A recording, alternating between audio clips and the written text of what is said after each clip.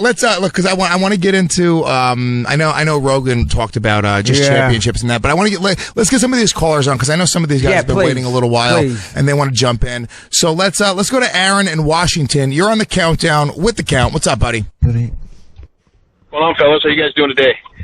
Great, thank you. Good. So here's the deal. I'll say with Michael. Obviously you guys watched UFC 209. You guys were there.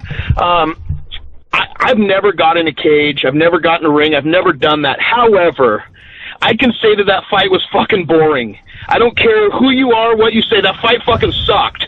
For everything we've heard about that. But here's how I get George St. Pierre into this. If you want to watch a George St. Pierre fight, just watch the UFC 209 title fight again, the main event. They're the same thing. They're the most boring fucking fights I've ever seen in my life, and I told my buddy, the only way I will watch George St. Pierre fight is if he fights Conor McGregor, just because he's whatever, and if he fights Michael Bisping. Bisping, you deserve this for more than one reason, but the main reason is you're going to get my money, not because of GSP, because of fucking you. Why do people think this guy's so fucking good, the greatest ever, when he hasn't fought in 3 fucking years? I don't see why everybody's going to buy the pay-per-view because of GSP. They should be buying it because you're the fucking champion. Very much, and that is a fantastic call. I don't even know where to start. First of all, UFC, very, very passionate. I love it. UFC 209, he's absolutely right. Listen, I don't like to kick a man while he's down. I don't like to critique, fellow fighters' work, because I know what it's like in there. But he's right. Let's call a spade a spade. The fight sucked, I know why it sucked. It sucked because you had 2 incredibly good fighters that the last time they fought, they stepped into the octagon together and it was a draw. So they were very, very tentative. But you can't pretend that it was a great fight. You can't, and Tyron Woodley's been talking a bit of shit as well. So, fuck you, Tyron. You backed up against the fence. You didn't do shit. You're a one-trick pony. You looked for that right hand. That's all you did in the first fight. That's all you did in the second fight. And Wonderboy pressed the action, pressed him up against the fence. Woodley had a big moment in the 5th round. But the fight was boring. I'll be honest. I was front row, and I'll tell you what, I was starting to fall asleep. Well, Rogan came out after the fight and was like, people are booing and they're calling it boring. And I think maybe you'd be able to answer this because you are a martial artist. But maybe from, the perspective of a martial artist, like, you're kind of watching it from different eyes. And I compare it to people who really love boxing, because I don't really give a shit about boxing. But when you hear people talk about boxing and the sweet science and how much they respect the art of it, I understand why it's maybe not boring to them, but it comes off very boring to me. Is there any part of that, like, as a martial artist, kind of watching it tentatively and going like, oh shit, what's going to happen? Even on that level, was it kind of exciting?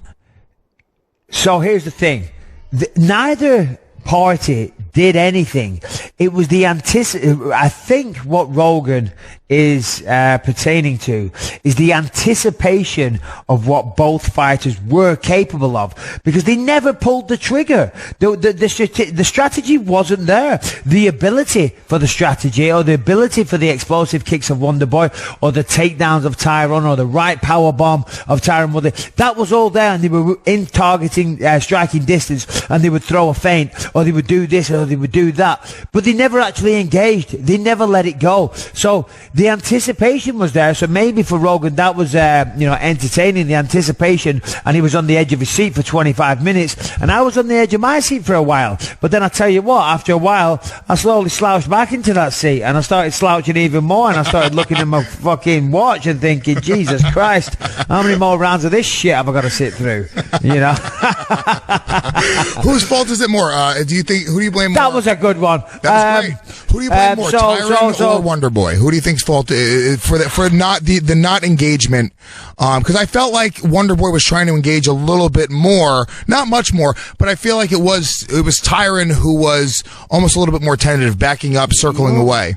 Yeah, well, he backed up just like he did in the first fight, but the problem is Wonderboy backed him up. Pardon me, sorry, drinking too many coffees.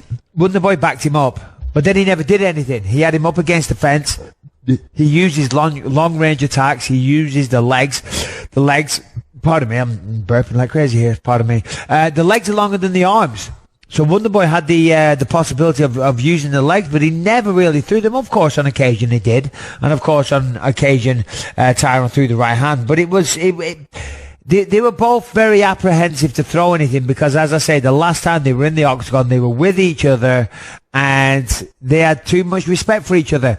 Now, had they gone away and had a couple of fights in the interim and then met each other, I think we would have saw a different fight. But as I said, the last experiences of them two was inside the octagon, Tyrone getting picked apart, Wonderboy nearly getting knocked out and nearly getting submitted. So for those reasons, they were super tentative. So I kind of hear what Joe's saying, but I think he's taking it a little too far. Let me ask you this, just because this is from my perspective, because obviously, before we did the show together, I was just a fan. I would watch you fight.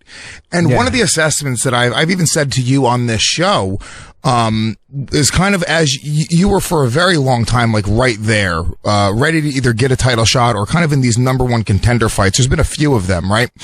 And I almost felt like watching you that you were a little apprehensive or tentative in those fights, comparatively to your really early fights, and then comparatively to later on now in these latest, 3 or 4 fights that you've been in.